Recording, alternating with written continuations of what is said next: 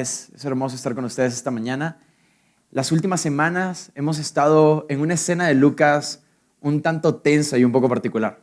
Si mal no se recuerdan, hace un par de semanas vemos como un grupo de fariseos, el líder de los fariseos, había invitado a Jesús a cenar. Y lo que para nosotros puede ser algo bueno y es en un ambiente amigable el hecho de que invites a cenar a alguien a tu casa y puedas compartir un rato con él.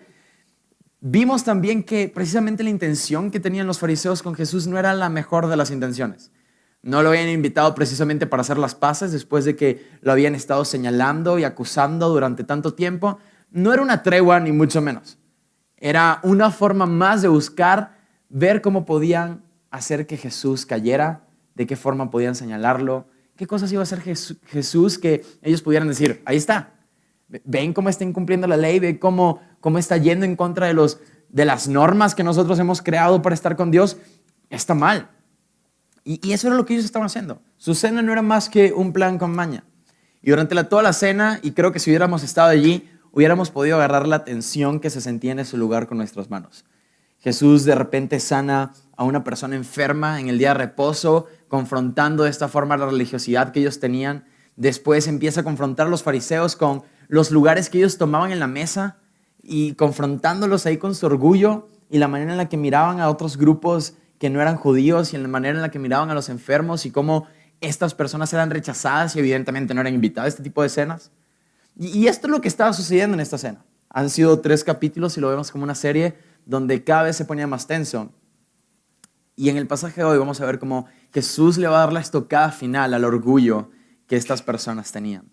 Acompáñame a Lucas 14, versículos 15 al 24, es donde vamos a estar navegando el día de hoy, es donde vamos a estar esta mañana estudiando la palabra. Y antes de leerlo, quiero hacerte una pregunta. Si pudieras invitar a alguien a cenar, a 3 personas, de cualquier tiempo, de cualquier época, ¿a quién sería? Estoy seguro que pocos diríamos, o mejor dicho, no pocos, ninguno mencionaría a un fulano de tal que no conocemos que a lo mejor vive sin casa en el centro. O creo que ninguno de nosotros mencionaría personas en extrema necesidad, porque la realidad es que no estamos conscientes de la necesidad que hay allá afuera. Hablando de necesidades físicas, hablando de necesidades monetarias. Muy pocos de nosotros haríamos eso. En lo personal, yo sé a los 3 que invitaría. Y uno de esos sería un director de cine que sus películas me encantan y que lo he seguido durante mucho tiempo y me gustaría tenerlo en una cena para poder hacerle la cantidad de preguntas que quiera. Y estoy seguro que cada una de las personas que pensamos son personas que tienen algo en común. Personas que de alguna manera en tu vida ocupan un lugar sumamente especial o personas que admiras el éxito que han conseguido en esta tierra. Personas que están en un alto lugar por lo que han logrado, por lo que tienen, por las cosas que han hecho. Sin embargo, lo que vamos a ver en la parábola es que hay un hombre que hizo una cena. Y si bien sus invitados, los primeros, tenían estas características, las siguientes personas que invita eran todo lo contrario. Acompáñame al versículo 15 y vamos a darle lectura. Cuando uno de los que estaban sentados con él en la mesa, refiriéndose al pasaje anterior, Jesús había concluido hablando acerca del día de la resurrección de los justos. Entonces dice, cuando uno de los que estaban sentados con él en la mesa oyó lo de la resurrección de los justos, le dijo, bienaventurado todo el que coma pan en el reino de Dios. Pero Jesús le dijo, cierto hombre de una gran cena invitó a muchos. A la hora de la cena, envió su siervo a decir a los que habían sido invitados, vengan, porque ya está todo preparado. Pero todos a una comenzaron a excusarse. El primero dijo, he comprado un terreno y necesito ir a verlo. Te ruego que me excuses. Otro dijo, he comprado 5 yuntas de bueyes y voy a probarlos. Te ruego que me excuses. También otro dijo, me he casado y por eso no puedo ir. Cuando el siervo regresó, informó de todo esto a su señor. Entonces, enojado, el dueño de la casa dijo a su siervo, sale enseguida por las calles y por los callejones de la ciudad y trae acá a los pobres, a los mancos, los ciegos y los cojos. Y el siervo dijo, Señor, he hecho todo lo que usted ordenó y todavía hay lugar. Entonces el Señor dijo al siervo, sal a los caminos y por los cercados y oblígalos a entrar para que se llene mi casa, porque les digo que ninguno de aquellos hombres que fueron invitados probará mi cena. Acompáñame a orar una vez más. Parece tú hablando a través del Espíritu Santo una palabra profética a nuestros corazones esta mañana. Sé tú, Señor, el que quebrante nuestras vidas. Padre, sé tú el que tome total control y posesión de lo que yo voy a decir en este momento, para que nuestros corazones sean impactados por ti, el único que puede producir un cambio real y verdadero en nuestras vidas. En el nombre de Jesús, amén. Quiero darte la idea central de la prédica de hoy y de ahí nos vamos a ir desenvolviendo. Si estás tomando apuntes, anota, y si no, presta con atención. El orgullo y la confianza en lo terrenal deben ser abandonados para creer con humildad en el mensaje del reino. Te lo repito. El orgullo y la confianza en lo terrenal deben ser abandonados para creer con humildad en el mensaje del reino. Y lo primero que vamos a ver es que el orgullo nos lleva a creernos más que otros. El orgullo siempre nos va a llevar a colocarnos en una posición por encima de las demás personas. Versículos 15 al 17 dice: cuando uno de los que estaba sentados con él en la mesa oyó esto, le dijo: bienaventurado todo el que coma pan en el reino de Dios. Pero Jesús le dijo: cierto hombre dio una gran cena e invitó muchos. Y a la hora de la cena, cuando envió a su siervo a decir a los que habían sido invitados: vengan, porque ya todo está preparado. Aquí está pasando algo. Como les dije en el pasaje anterior, Jesús había terminado su intervención hablando acerca de la resurrección de los justos, del día en que Él va a regresar y por fin podremos disfrutar de una eternidad con Él. Al escuchar esto, una de las personas que estaban en la cena, que era un grupo de fariseos y personas de alto prestigio dentro de la sociedad judía, no sabemos quién lo dijo, sabemos que era una de estas personas, se le hizo fácil expresar: bienaventurado el que coma pan en el reino de Dios. Para él ya había asumido que esta persona, que cuando hablaba de la resurrección de entre los muertos, esta persona había asumido que él iba a estar entre esos. Él había asumido que allí iba a estar él, que él iba a partir el pan, que él iba a estar en el banquete. Sin embargo, es ahí donde Jesús empieza la parábola. Es justo después de esa expresión que Jesús va a empezar la parábola del gran banquete. Los judíos, al igual que las personas que habían sido invitadas a esta cena, ellos habían sido el pueblo escogido por Dios. Dios los había escogido a ellos para revelarse. Los había escogido para mostrar quién era Él. Les había hablado acerca del Mesías. Ellos conocían la ley, conocían las profecías. Y es ahí donde ellos ponían su confianza. Su confianza no estaba precisamente en Dios y en la relación que ellos tenían con Él. Su confianza y su orgullo estaba en quiénes eran ellos como nación, las cosas que hacían y las cosas que poseían. Dios no estaba en ninguna parte de eso. Todo se trataba de ellos, ellos y ellos. El enorgullecimiento de ellos llegaba a tal punto que miraban con desdén a otros pueblos. A cualquiera que no fuera judío, a cualquiera que a lo mejor tuviese una enfermedad, que fuese pobre. No eran personas que ellos iban a considerar como personas que iban a partir el pan en el banquete de Dios y que iban a estar allí. Y así como estas personas habían recibido una invitación previa, el pueblo de Israel conocía acerca de Dios y acerca de la venida del Mesías antes que cualquier otro pueblo y antes que cualquier otro grupo de personas. Y ante esto nosotros podríamos decir, si ellos ya sabían, si ellos tenían las profecías que les anunciaban que Jesús iba a venir y que el Mesías iba a venir y que existía Dios y que tenían que adorarle, tenían que alabarle, de seguro ellos se estaban preparando bien y en el momento que llegara el Mesías ellos iban a responder de la mejor manera. Pero fue todo lo contrario a eso. El orgullo y la confianza que ellos tenían en las cosas de esa tierra era tan grande que el Mesías estuvo frente de ellos y ellos no hicieron más que rechazarle y rechazar su mensaje. Al igual que las personas que fueron invitadas a la cena, a pesar de que ya conocían acerca de esto, rechazaron en ese momento el ir a la cena. Los judíos estaban rechazando al Mesías que estaba justo delante de ellos. Y el pueblo que Dios había escogido para comunicar su gloria a las demás naciones se habían enorgullecido tanto que en vez de comunicar la gloria de Dios, simplemente despreciaban a aquellos que no eran como ellos. Y siempre podemos ver todo esto y decimos: qué gacho, qué malos eran, qué personas tan orgullosas, qué personas tan arrogantes. Pero de nuevo, eso tiene más en común con nosotros de lo que podemos alcanzar a ver. Porque así como el orgullo en ellos lo provocaba su nacionalidad, las costumbres que tenían, las posesiones, el dinero y quiénes eran, el orgullo en tu corazón puede ser que lo esté provocando el que eres una buena persona y que tus estándares morales son de lo mejor, que en tu vida te has robado ni siquiera un chocolate, que te educaron de una manera excelente, que creciste en la iglesia y por ende eres una muy buena persona y tu confianza está en que tu relación con Dios está bien porque esa ha sido toda tu vida. Porque de perdida vas a la iglesia los domingos, porque no tratas mal a las personas, porque buscas mantener la paz, porque de vez en cuando ayudas a una que otra persona, porque eres un hombre o una mujer trabajadora, porque apoyas a tu familia, porque eres un buen hijo, porque eres un buen padre. Y en eso está tu confianza. Tu confianza y tu enorgullecimiento están en todas estas cosas y las cuidas con celo. Y confías más en esto que en Dios.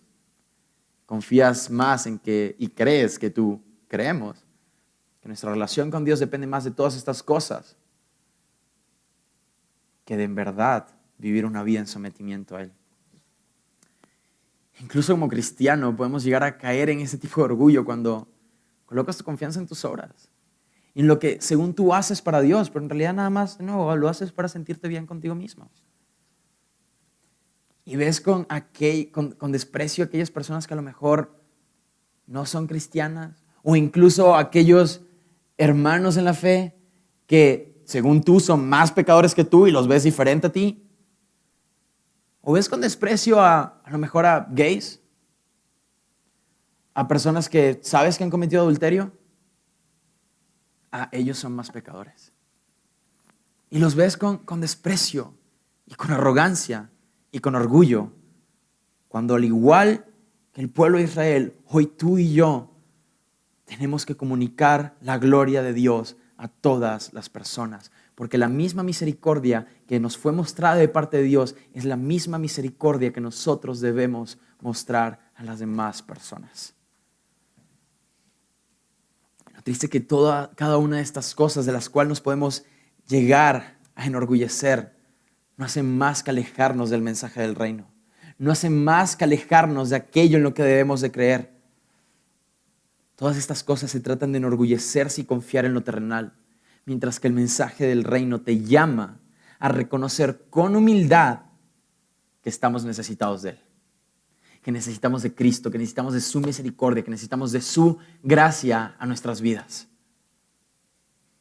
Porque todos estamos en la misma condición, separados de Dios, merecedores de su ira y por ende necesitamos de Él, necesitamos de su misericordia en nuestras vidas. Lo siguiente que vamos a ver en los versículos del 18 al 20, acompáñame. Dice, pero todos a una comenzaron a excusarse, aquellos que habían sido invitados. El primero dijo, he comprado un terreno y necesito ir a verlo, te ruego que me excuses. Otro dijo, he comprado 5 yuntas de bueyes y voy a probarlos, te ruego que me excuses. También otro dijo, me he casado y por eso no puedo ir. Lo siguiente que vamos a ver es que la confianza en lo terrenal nos aleja del mensaje del reino. Y algo que vamos a ver en estas 3 personas que pusieron estas 3 excusas. Y es muy similar al pasaje de Lucas 8:14 que dice, la semilla que cayó entre los espinos son los que han oído el mensaje del reino y al continuar su camino son ahogados por las preocupaciones, las riquezas y los placeres de la vida y su fruto no madura. El primer hombre vemos que coloca su confianza en lo terrenal, coloca su confianza en las posesiones que tenía. Habían comprado un terreno. Ese terreno probablemente le iba a traer a este hombre seguridad para el futuro. Le iba a traer un lugar en el cual si él se llegaba a quedar sin trabajo o le estaba yendo mal económicamente, esto iba a ser un lugar donde él podía colocar su confianza. En dado caso, vendo el terreno y listo, tengo. Su confianza estaba en lo que poseía, en lo que había comprado, en lo que a lo mejor con tanto esfuerzo había conseguido. Es allí donde este hombre colocaba su confianza y no solo eso, sino que su orgullo también estaba allí. Y es por eso que lo cuidaba. Por eso él vio esto como más importancia que ir a la cena a la cual ya había sido invitado. Si lo puso en una balanza, pesó más las posesiones, pesó más lo terrenal. El segundo hombre, vemos que su confianza la tenía puesta en lo material. Lo tenía colocado en el trabajo. Había comprado 5 yuntas de bueyes y para este hombre los bueyes significaban trabajo. Significaba el medio por el cual él se sostenía, lo que hacía para poder vivir y para a lo mejor generar riquezas. Y su confianza estaba en esto, en el trabajo, en las riquezas que podía llegar a conseguir, en lo que las riquezas le podían llegar a dar, en el estatus que las riquezas le podían llegar a dar. Y de nuevo, lo puso en una balanza y pesó más su confianza y su orgullo en el trabajo y en las riquezas que la cena a la cual ya había sido invitado y la persona a la cual lo había invitado. Y por último, vamos a la persona que puso tal vez la excusa más tonta y sin sentido de las tres. Me casé, no puedo ir. Como si no podría llevar a la esposa o como si la otra persona no podría ser llevada a la cena. ¿Sabes? Y a pesar de que esta fue la excusa a lo mejor más tonta y sin sentido, es la excusa que más refleja el corazón de las otras dos y refleja el corazón de las tres excusas. Una confianza y una apreciación mayor por los placeres temporales de esta tierra que por la persona que lo había invitado. Él cuidó mucho más eso que la invitación que se había recibido. Él cuidó mucho más lo temporal que la invitación que ya había recibido antes. Y la persona que lo había invitado de nuevo. Cada una de estas tres personas puso la invitación previa en una balanza con el hombre que los había invitado y con sus posesiones, con su trabajo y con lo temporal, y pesó más lo otro. Y a la otra persona simplemente lo miraron con desdén. Ahora, Jesús no está diciendo esta parábola nada más para contarles un bonito cuento. Esta parábola es una referencia a los judíos y a los fariseos que estaban con él en esa mesa, los cuales se habían enorgullecido tanto de todas estas cosas terrenales, que al Dios que tenían que alabar y al Dios que tenían que adorar, para el cual fueron creados para darle gloria y honra, simplemente lo miraron con desdén, así como miraban con desdén a cada una de las personas que no eran como ellos. Y de nuevo podemos decir qué malas personas eran. Pero de nuevo, creo que tú y yo podemos identificarnos con alguno de estos tres. Esa es mi pregunta, ¿con quién te estás identificando esta mañana? ¿En dónde estás colocando tu confianza? ¿Qué motivos crees que tienes para enorgullecerte? ¿Quién eres? Un hombre que cree que puede colocar su confianza en lo que tiene se puede ir en un momento a otro. En los títulos que tienes no vale para nada. ¿Quién eres? ¿En dónde colocas tu orgullo? ¿En qué estás colocando tu confianza? ¿Que crees que lo puedes llegar a apreciar más que a Dios? ¿Ese es el corazón que tenemos?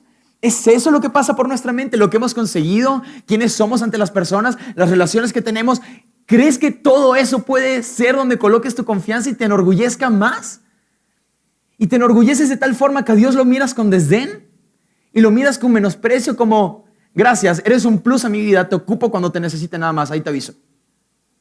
¿Quién eres para pensar así? ¿Quiénes somos para llegar a pensar así de aquel que nos creó? Y una y otra vez pensamos lo mismo. No importa cuántas veces escuchemos esto, no importa las veces que lo hayamos escuchado, tarde o temprano volvemos, como dice la palabra, como el perro vuelve a su propio vómito, volvemos a caer en el mismo orgullo de creernos más que Dios. Y de creer que no lo necesitamos, de creer que estamos bien así. Y vivimos con esa falsa ilusión de que las riquezas, los contactos y lo que hemos conseguido, allí podemos estar seguros. No hay nada más lejos de la realidad que eso. A lo mejor es tu matrimonio, a lo mejor son tus hijos, a lo mejor es el trabajo, las riquezas que tienes, las inversiones que has hecho. ¿Dónde estás colocando tu confianza? ¿De qué te estás enorgulleciendo? Sabes, cada una de estas cosas no son malas en sí mismas. El problema es cuando para ti esas cosas y para mí esas cosas nos pesan más que Dios y le damos más importancia y creemos que es allí donde debe estar nuestra confianza y nuestras vidas giran alrededor de eso. Cada una de esas cosas no son malas. Fueron creadas para ser la sombra de la gloria de nuestro Creador. Y esa sombra no debe ser más que volteemos a ver de el cual viene la luz. Y volteemos a ver a la cruz y lo volteemos a ver a Él y glorifiquemos su nombre. Pero de nuevo, como dice la palabra, en vez de voltear a verlo de Él, hemos terminado adorando cada una de esas cosas, colocando nuestra confianza en eso y volviéndonos orgullosos por eso. ¿Dónde estás colocando tu confianza? ¿Cómo estás mirando a Dios? Gálatas 6:14. Pero jamás acontezca que yo me gloríe sino en la cruz de nuestro Señor Jesucristo. Por Él, el mundo ha sido crucificado para mí y yo para el mundo. No hay nada más que importe. No hay nada más en lo que me pueda gloriar. Esta tierra no tiene valor. Estas posesiones no tienen valor.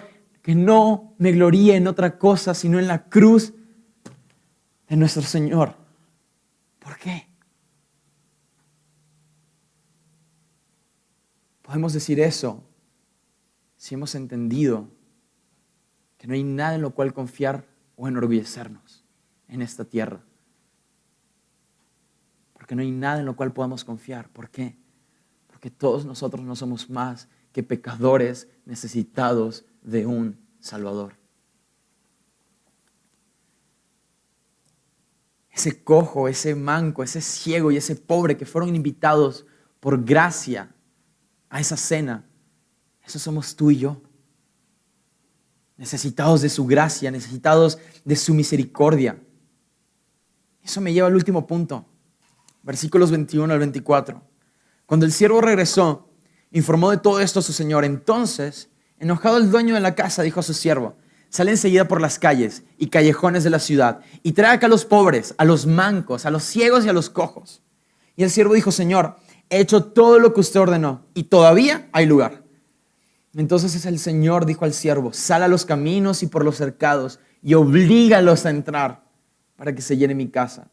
Porque les digo que ninguno de aquellos hombres que fueron invitados probará mi cena. El último punto es este. El mensaje del reino no es creído por el orgulloso y el arrogante, es creído por el roto y humilde. Jesús va a dar la estocada final en esta cena. Y ya después de esto se va a terminar la cena y se va a terminar la tensión que tanto ha estado viendo. Jesús va a hacer que sus mentes les cause cortocircuito. La parábola vemos que un hombre había invitado a personas que, por las excusas que pusieron, podemos ver que tenían buen poder adquisitivo.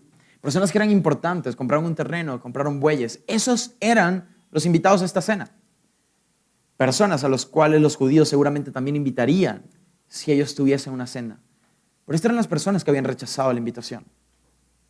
Así que, ¿qué hace el que está organizando la cena? ¿A quién invita? A aquellas personas que los judíos que estaban presentes en la cena con Jesús veían de forma impura, los veían de forma baja y los rechazaban. Cuando dice que los tenían que ir a buscar entre las calles y en los callejones y en los cercados, estas personas no vivían cerca de las demás personas de la sociedad. Vivían en áreas donde sabían que podían estar porque cerca de los demás iban a ser rechazados, iban a ser vistos como impuros. La gente se iba a alejar de ellos, los iban a mirar con desdén, los iban a mirar con menosprecio. Y estos eran las personas que estaban siendo invitados a esta cena. Todos estos grupos de personas en los que los judíos rechazaban. El Mesías estaba viniendo también por ellos. Y es aquí donde el orgullo de los judíos y de estos fariseos se iba a haber hecho añicos. ¿Sabes? El orgullo de los judíos los había ensorbecido tanto que ellos estaban ciegos. El Mesías que tanto había esperado estaba justo delante de ellos. Ahí estaba, del que hablaba Isaías, aquel varón del que se habla en Salmos. Ahí estaba, justo frente de ellos. Ellos estaban esperando un Mesías que fuera a liberarlos de la esclavitud de los romanos. Su orgullo era tan grande que ellos no veían que de lo que en verdad eran esclavos era de su propio pecado, el cual los separaba de Dios, el cual los hacía merecedores del castigo. No por ser judíos te ibas a salvar de eso. Porque nunca se ha tratado de nuestras obras y de lo que hacemos. Se trata de gracia por medio de la fe. Se trata de que el Dios 3 veces santo nos mira con misericordia. Y así como el que organizó esta cena Mira con misericordia a aquellas personas sin necesidad y por gracia los invita. ¿Qué hizo el cojo para entrar en esa cena? Que antes era una cena cuyo público objetivo era ricos y personas de alto prestigio. ¿Qué pudo haber hecho un ciego para merecer entrar ahí? Nada. No solo eso, los obligaban a entrar. Si alguno de ellos no quería, es como, no, es que no se trata de lo que tú quieres, se trata de que estás invitado, se trata de que vas a pasar. ¿Qué hiciste tú? ¿Qué hice yo para merecer su amor, su gracia, su misericordia? Nada. Si estás aquí es porque Dios le complació que estuvieras aquí. Si has escuchado esto una y otra vez es porque sigues siendo el mismo orgulloso de semanas anteriores que todavía no entiende y cree que puede vivir su vida sin Dios y lo sigues mirando con el mismo desdén de siempre y Dios sigue mostrándote misericordia una y otra vez. No se trata de lo que tú y yo queremos, se trata de su soberanía y de lo que Él quiere para nuestras vidas. Es tan simple como eso.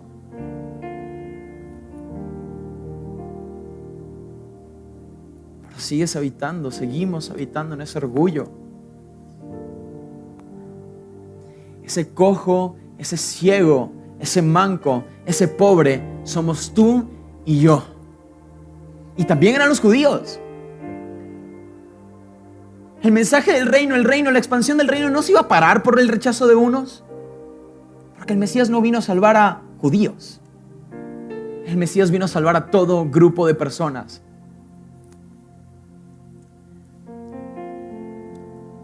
Marcos, voy a pedir que pongan la cita en la pantalla. Marcos 2:17. Al oír esto, Jesús les dijo: los que están sanos no tienen necesidad de médico, sino los que están enfermos. No he venido a llamar a justos, sino a pecadores. Tú y yo somos ese enfermo. Tú y yo somos ese pecador que tiene la necesidad de ser salvado. Y si tu orgullo te lleva a creer que eres justo, déjame decirte que no te espera más que el versículo 24, porque les digo que ninguno de aquellos hombres que fueron invitados probará mi cena. ¿Todavía queremos seguir con el orgullo o ya estuvo bien? Cada una de esas cosas donde puedes colocar tu orgullo no son más que una ilusión. Porque debemos entender que tú y yo somos el enfermo, el cojo, el pobre, el despreciado, el que necesita ser salvado. Las riquezas se van. El terreno lo puedes perder. Los contactos se pueden alejar de ti. Tu familia te puede dejar. Te pueden empezar a odiar. La gente te puede fallar. Tus amigos también, todo. ¿Por qué te enorgulleces de eso? Si el único lugar donde puedes colocar tu confianza es en aquel que te vino a salvar. Es por gracia, porque el Padre nos vio con misericordia y por eso una y otra vez nos atrae a Él. Y ante eso no nos vamos a poder resistir. ¿De qué te estás enorgulleciendo? ¿En dónde estás colocando tu confianza? ¿En las obras? ¿En que eres una buena persona? ¿En tus posesiones? ¿En lo material? ¿En el trabajo? ¿En lo temporal? Todo esto es nada. Todo esto no nos hace más que engañarnos y creer que somos fuertes, cuando en realidad somos débiles, necesitados de nuestro Señor y Salvador. Y es por eso que el orgullo y la confianza en lo terrenal deben ser abandonados para creer con humildad en el mensaje del reino. Ese que te dice que tienes que poner tu confianza y fe en Él. Por gracia y por misericordia, Él nos vuelve a repetir lo mismo. Te quiero leer un fragmento de un himno que dice: la amplitud de la misericordia de Dios es inmensa más que el mar. Hay una bondad en su justicia que es más que simple libertad, porque es más grande el amor de Dios que lo que el hombre puede imaginar, y maravilloso en su bondad es de Él el eterno corazón. Ya deja de creerte fuerte, porque no vamos a lograr nada haciéndolo. Es momento de que con humildad creamos en el mensaje del reino. Acompáñame a orar.